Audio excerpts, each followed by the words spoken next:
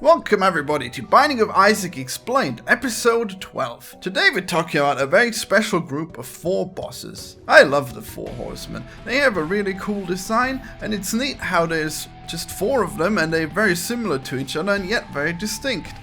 I really wanted to include the 4 Horsemen in the game because I'm just frankly a big fan of the Darksiders franchise, and I also like the way they were portrayed in Supernatural, where you could just take them and make them completely yours. I mean, I think in that show they have cars or motorcycles instead of horses, so it's just a great idea that you can just transcribe them into whatever universe you're in.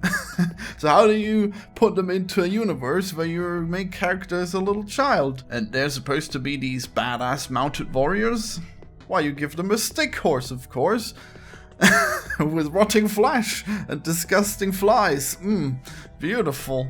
The Horsemen have flight, which means that they can move conveniently without needing their sprite to be animated too much, and their attacks are more like spells than like melee attacks. They will summon flies or bombs or skeletons, and even Death, who has a literal melee weapon, chooses to enchant his size and turns it into a homing projectile. The most physical way they ever attack you is by spitting at you, spitting blood or explosive vomit. Beautiful. And then when they come apart, even then they do some kind of magic. Cool. And yet with all their magical attacks, their animations are still pretty smooth and elaborate. Look how Famine gets ready to charge at you. Look how his sprite just conveys motion. And then he goes from one side of the room to the other. I really like that. Physically impossible. Tried to do it in Squid and Red as well, but it didn't work as well because you could just follow the boss in that one.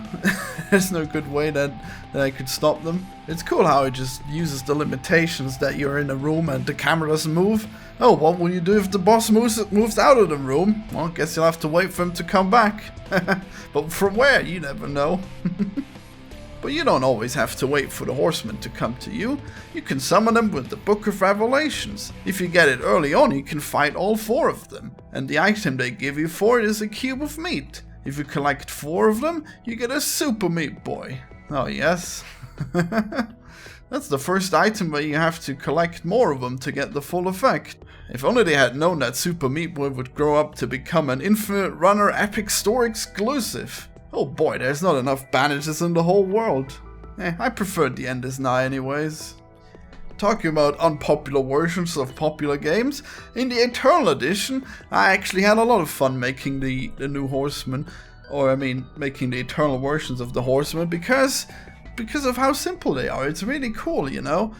It's like, oh, he spits at you. Well, how about he spits a torrent of bullets at you instead of 3? Isn't that cool?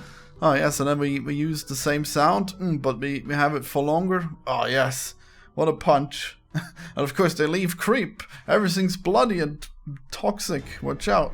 And then how do we do war? Well, how about he spawns zombies, and then he spawns bombs that blow up the zombies. What beautiful carnage. Oh boy. Anyways, the Horsemen are a very important type of enemy when it comes to the evolution of the game.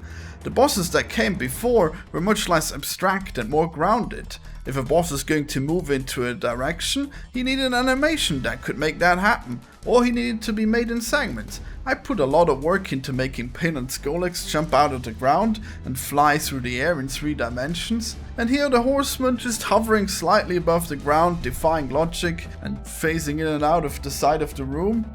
Oh yes, and all they do to summon enemies is just simply raise their hands. But it's good because it allows us to have much more complex enemies that still move in a simple way. The visual language that is established with these 4 enemies has been reused many times in the later enemies in Rebirth or in the classic Isaac. And even as Repentance tries to return more to the visual style of the Flash version, there are still new enemies added that have the same wacky abstract movement introduced by the Horsemen.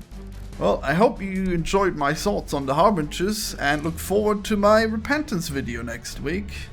I've been playtesting Repentance and I think it's gonna be a great thing. I think it's gonna redefine the way Isaac is gonna be viewed and played, so don't miss it. Oh hey, look at this blog post that Edmund made. Oh man, I really like these sprites. Look how they look at the faces. I really like the repentance faces that they've made for the Horsemen. Yeah, the Horsemen are back in town, baby.